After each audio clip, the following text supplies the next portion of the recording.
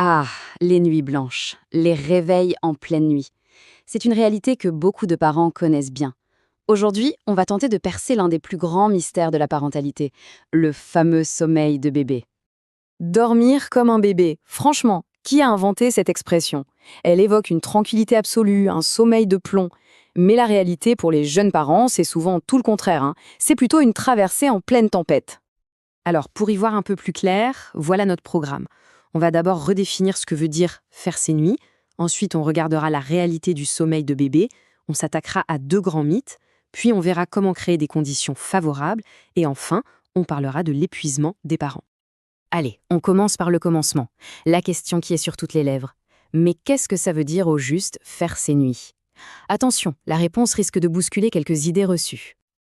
Alors, on oublie tout de suite la nuit complète de 20h à 8h du matin. Non, non. Pour les professionnels, un bébé fait ses nuits quand il arrive à enchaîner 5, peut-être 6 heures de sommeil sans manger. C'est déjà une victoire énorme pour son petit cerveau, même si pour les parents, la nuit est encore courte. Bon, maintenant qu'on a ajusté nos attentes, voyons comment ça se passe concrètement. Comment un bébé passe de ses micro-siestes un peu chaotiques à un sommeil qui commence à structurer. C'est tout un cheminement. Et ce cheminement, il est très clair sur cette frise. De 0 à 3 mois, c'est un peu l'anarchie. 16 à 20 heures de sommeil par jour, mais par tout petit bout. Puis, entre 3 et 6 mois, hop, le rythme jour-nuit s'installe. Et enfin, entre 6 et 12 mois, on peut atteindre 10 à 12 heures la nuit, mais attention, avec encore pas mal de réveils. Ce n'est vraiment pas un interrupteur en off, c'est une maturation lente du cerveau. Et ce n'est pas tout. Il y a une foule de facteurs qui entrent en jeu. Le tempérament du bébé, bien sûr, mais aussi son environnement, sa maturité neurologique, son poids. Et surtout, ce sentiment de sécurité affective.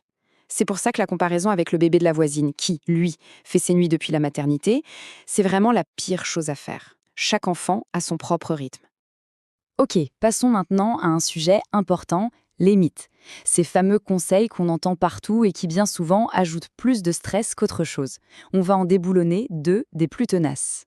Le premier, c'est un grand classique, le conseil de grand-mère par excellence. Ajoute des céréales dans son dernier biberon, ça va le caler pour la nuit. Alors, bonne ou mauvaise idée? Eh bien, la réalité est tout autre. En fait, ça peut même être contre-productif. Pourquoi? Parce que le sommeil, c'est une affaire de cerveau, pas d'estomac. Un ventre trop plein, ça peut créer de l'inconfort, des reflux, et donc, paradoxalement, ça peut réveiller bébé. Deuxième mythe. Et là, on touche à un sujet sensible qui déchaîne les passions. Faut-il, oui ou non, laisser un bébé pleurer pour qu'il apprenne à s'endormir? Là encore, l'idée reçue, c'est que ça l'endurcit, qu'il va apprendre à se calmer tout seul. Mais ce que les neurosciences nous disent aujourd'hui, c'est que le cerveau d'un tout petit est tout simplement incapable de gérer une telle détresse seul. Ses pleurs, ce n'est pas un caprice, c'est un appel. Y répondre, c'est construire le sentiment de sécurité qui, justement, lui permettra plus tard de s'endormir paisiblement. Bon, alors, si on ne met pas de céréales et qu'on ne le laisse pas pleurer, on fait quoi? L'idée, ce n'est pas de forcer le sommeil, mais plutôt de créer un cadre, des conditions qui vont l'inviter en douceur. Et la clé de tout ça, c'est le rituel du coucher. C'est un peu comme une piste d'atterrissage. Un bain tranquille, un moment de câlin, une petite histoire ou une chanson douce. Chaque étape est une balise lumineuse qui guide le bébé vers le sommeil. La répétition, c'est ce qui le rassure et prépare son cerveau.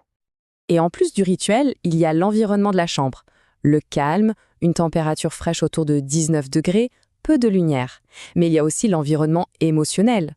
Un bébé qui a eu sa dose de câlin et d'attention dans la journée aura son réservoir affectif bien rempli et sera plus apte à se séparer pour la nuit. Et pour finir, une partie absolument essentielle, les parents. Parce que c'est bien beau de parler du bébé, mais si les personnes qui s'en occupent sont à bout, rien ne peut fonctionner. Cette petite histoire l'illustre parfaitement. Des parents au bout du rouleau qui demandent de l'aide à un proche, juste pour une nuit. Et cette nuit-là, la tante prend le relais. Résultat, 8 heures de sommeil d'affilée pour les parents, pour la première fois en 4 mois. Ça change tout. Alors comment on fait? D'abord, on en parle. On partage les nuits pour que chacun puisse souffler. On ose demander de l'aide à la famille, aux amis. Et surtout, on n'hésite pas à consulter un professionnel de santé. Dormir quand on est parent, ce n'est vraiment pas un luxe, c'est une question de survie.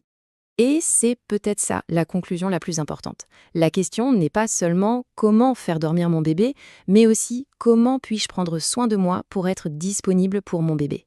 Parce qu'un parent reposé, c'est la première condition pour un bébé apaisé.